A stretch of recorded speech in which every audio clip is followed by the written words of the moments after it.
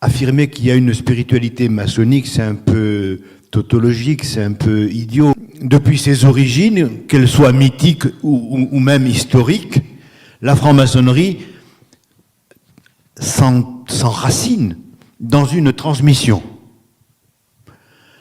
Elle est détentrice d'un héritage.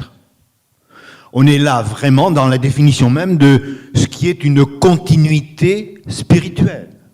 L'initiation est une expérience spirituelle, une aventure spirituelle.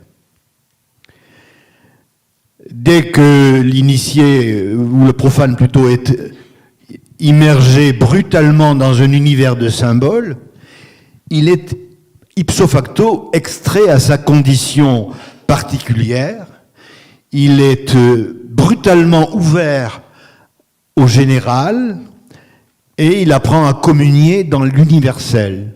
Cette loge qui d'ailleurs n'a pas de toit, qui n'a qu'une voûte céleste, une voûte étoilée, c'est un lieu éminent de communion dans l'universel.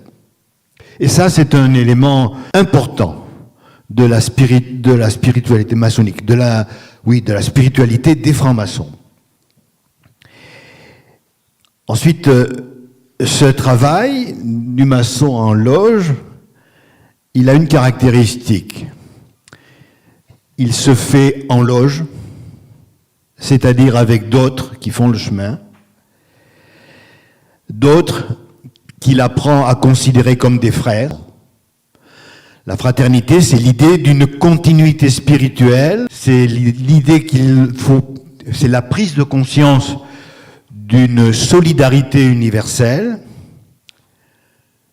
et ce qui en découle, c'est la nécessité de l'engagement personnel dans ce monde, dans cet univers, pour lui construire un sens à la vie, un sens à l'histoire, etc. L'initié, grâce à la découverte de l'autre, progresse dans la compréhension de soi. Bien se connaître, réaliser son unité intérieure,